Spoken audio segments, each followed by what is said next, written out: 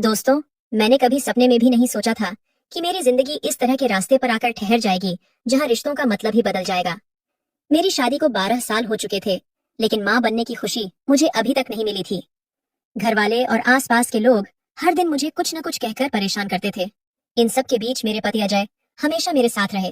लेकिन एक दिन हमारी जिंदगी में एक नया शख्स आया जिसका नाम था विक्रम, और उसने सब कुछ उलट पुलट कर दिया। दोस्तों, मेरा नाम राधिका है। मेरे पति मुझसे बहुत प्यार करते थे, लेकिन शादी के इतने सालों बाद भी हमारा कोई बच्चा नहीं हुआ। एक दिन हमारे पड़ोस में एक 50 साल का आदमी रहने आया। उसका नाम विक्रम था। शुरू से ही वह मुझे गौर से देखता था और उसकी नजरें मुझे अजीब लगती थीं।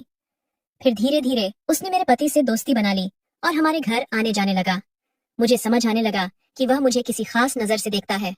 एक रात जब अजय घर पर नहीं थे, विक्रम अचानक हमारे घर आ गया। उस रात जो हुआ उसने मेरे मन पर गहरी ठेस पहुंचाई।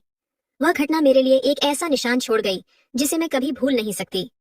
दोस्तों, मैं अब 35 साल की हूँ। मैं बहुत खूबसूरत हूँ। मेरी त्वचा गोरी है और लोग मेरे रूप की तारीफ करते नहीं थकते। बचपन से ही मुझे अपनी सुंदरता की वजह से बहुत तारीफें मिली हैं। मोहल्ले वाले कहते थे कि मेरी शादी किसी रईस घराने में होगी। हमारे परिवार में 3 बहनें और एक भाई था। मैं सबसे बड़ी थी। हम बहुत गरीब थे। मेरे पिता बड़ी मुश्किल से घर चलाते थे। उनकी सारी कमाई हमारे खाने पीने में खत्म हो जाती थी। जब मैं 20 साल की हुई तब तक मेरी शादी नहीं हुई थी। मेरे पिता चाहते थे कि जल्दी शादी हो जाए, लेकिन दहेज के लिए पैसे जुटाना हमारे बस की बात नहीं थी। हमारा परिवार सचमुच बहुत तंगहाल था। मेरी माँ का निधन मेरे छोटेपन में ही हो गया था। मेरा भाई मुझसे 4 साल छोटा था। मजबूरी में उसने पढ़ाई छोड़ दी और काम शुरू कर दिया। मैं भी कुछ बच्चों को पढ़ाकर घर में मदद करती थी, लेकिन एक दिन मेरे पिता को अचानक बीमारी ने घेर लिया और वे हमेशा के लिए हमें छोड़कर चले गए। तब हम चारों भाई बहन बेसहारा हो गए। हमारी पढ़ाई रुक गई और हमें छोटे मोटे काम करने पड़े। एक दिन मेरी बुआ हमारे घर आई। उन्होंने मेरे लिए एक रिश्ता सुझाया। लड़के का परिवार ठीक ठाक था, लेकिन हमने साफ कह दिया कि दहेज देना हमारे लिए मुमकिन नहीं है। उन्होंने हम पर जोर नहीं डाला और फिर एक दूसरा रिश्ता ढूंढा जो हमारी हैसियत के मुताबिक था। एक दिन लड़के वाले हमारे घर आए। लड़के का नाम अजय था। वह अपने माता पिता के साथ आया था। वे बहुत अमीर नहीं थे, लेकिन हमारी तरह गरीब भी नहीं थे। अजय सरकारी नौकरी करता था। उसने मुझे पसंद किया और कहा कि उसे दहेज नहीं चाहिए।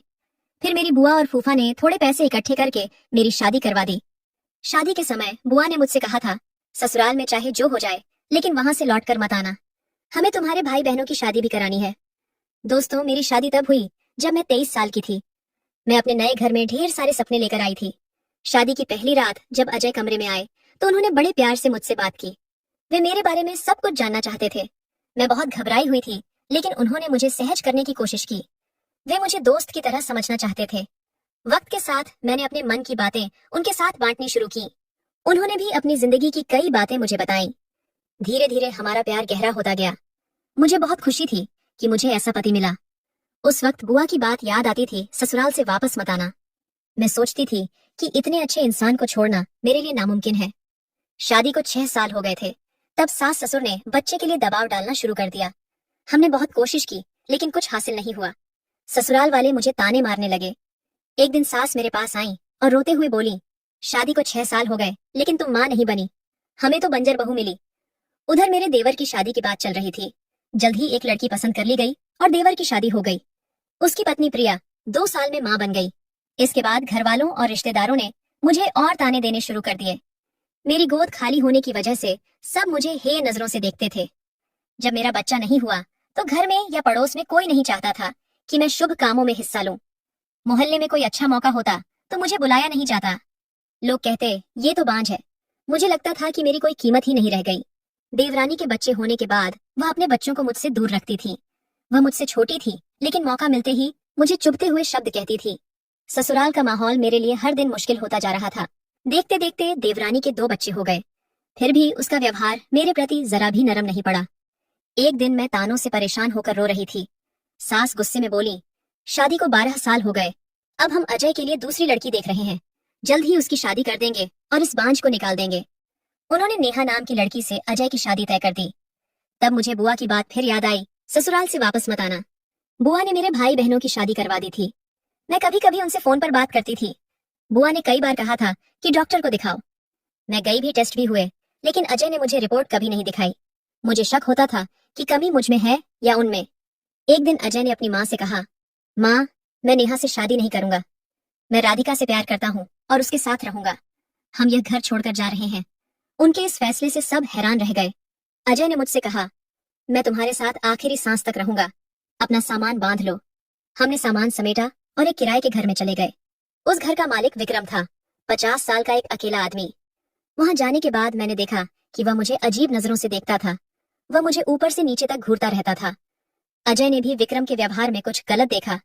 शुरू में उसने हमारी मदद की, लेकिन वक्त के साथ मुझे उसकी नजरें परेशान करने लगीं। जब अजय घर पर नहीं होते, वह खिड़की से मुझे ताकने की कोशिश करता। मुझे डर और बेचैनी होने लगी। फिर विक्रम ने अजय से दोस्ती गहरी कर ली। एक दिन उसने अजय से कहा, मैं इस घर में अकेला हूँ। मेरी पत्नी 7 साल पहले गुजर गई। आपको किराया नहीं देना पड़ेगा। मैं हर महीने आपको कुछ पैसे दूंगा। बस मेरे लिए खाना बना देना, क्योंकि मुझे खाना बनाना नहीं आता और बाहर का खाना मुझे नुकसान करता है। अजय ने यह बात मान ली, क्योंकि इससे हमें फायदा था। इसके बाद विक्रम दिन में 3 बार खाने के लिए आने लगा। एक रात वह शराब की बोतल लेकर आया और अजय से बोला, आज मस्ती करते हैं। अजय ने मुझे भी बुलाया। मैंने पहले कभी शराब नहीं पी थी, लेकिन दोनों ने जोर दिया। मैंने पी ली और नशे में चूर हो गई। तब विक्रम मेरे करीब आने लगा और मुझे छूने की कोशिश करने लगा। तभी अजय बोले, चलो हम तीनों नाचते हैं। मैंने 12 साल तक सिर्फ दुख देखा था, तो उस पल थोड़ा खुश होना चाहती थी। मैं नाचने लगी। नाचते वक्त विक्रम मुझे छूने लगा। मुझे अजीब लगा, लेकिन अजय कुछ नहीं बोले, बल्कि वे इसे मजा लेते हुए दिख रहे थे। उस पल मुझे लगा कि हमारे रिश्ते का यह नया रूप सबके लिए अनोखा था। विक्रम मुझे अलग नजरों से देख रहा था और अजय इसे मानते हुए लग रहे थे। एक दिन जब अजय घर पर नहीं थे, विक्रम दोपहर में आया। उसने कहा, भाभी, आप बहुत सुंदर हैं। अजय बहुत खुशकिस्मत हैं कि उन्हें आप मिली। ये सुनकर मैं परेशान हो गई। मैंने धीरे से कहा, 12 साल हो गए, लेकिन मेरा कोई बच्चा नहीं हुआ। मेरी बात सुनकर उसने मेरा हाथ पकड़ लिया। मैं डर गई। फिर वह बोला, अगर आप चाहें तो मैं आपकी मदद कर सकता हूँ। उसकी बात से मैं सन्न रह गई, कुछ बोल नहीं पाई। खाना खाकर वह मुझे अजीब नजरों से देखता रहा और चला गया। धीरे धीरे वह हमारे परिवार का हिस्सा बन गया। अजय उसे बहुत मानते थे। वे कहते, विक्रम मेरे लिए सच्चा दोस्त है। परिवार से दूर रहकर मैं अकेला था, लेकिन उसने मेरी जिंदगी में रंग भरे। मैं उससे सब कुछ कह सकता हूँ। मैं सोचती थी, क्या अजय उसकी नजरों को नहीं देखते? फिर उसे रोकते क्यों नहीं? कुछ दिन ऐसे ही बीते। जब अजय नहीं होते, विक्रम आता और रसोई में मेरे पास खड़ा हो जाता। कभी मेरी कमर पकड़ता, कभी मुझे करीब खींचता। मैं डरती थी, लेकिन उसे रोक नहीं पाती थी। मैंने कभी अजय को धोखा देना नहीं सोचा था, लेकिन विक्रम की हिम्मत बढ़ती जा रही थी। एक दिन उसने मुझे जोर से गले लगाया और बोला, तुम बहुत प्यारी हो। मैं बेबस महसूस कर रही थी। फिर वह रात आई जो मेरे लिए भूलना मुश्किल है। अजय काम से बाहर गए थे। रात को किसी ने दरवाजा खटखटाया। मैंने खोला तो विक्रम खड़ा था। उसकी आंखों में चमक थी। मैं उसे रोक नहीं पाई। उस रात मैंने लाल नाइटी पहनी थी। मेरा शरीर कांप रहा था। उसकी नजरें बता रही थीं कि यह रात खास होगी। खाना तैयार था और वह बड़े शौक से खाने लगा। फिर मैं अपने कमरे में चली गई। खाना खाकर वह मेरे कमरे में आया और मेरे पास आकर मुझे गले लगाया। उसने कहा, आज मैं तुमसे अपने दिल की बात कहूंगा। जब से तुम आई हो, मैं खुद को रोक नहीं पा रहा। मैं कुछ बोल नहीं पाई। मन में घबराहट थी। हिम्मत करके मैंने कहा, मैं शादीशुदा हूँ। अपने पति को धोखा नहीं दे सकती। उसने कहा, यह धोखा नहीं है। मैंने सख्ती से कहा, मैं अजय के लिए वफादार हूँ। हमारे रिश्ते में किसी तीसरे की जगह नहीं। हम बच्चे पैदा करने की कोशिश कर रहे हैं। भगवान चाहेगा तो मैं माँ बनूंगी। तब उसने एक कागज मेरे सामने रखा।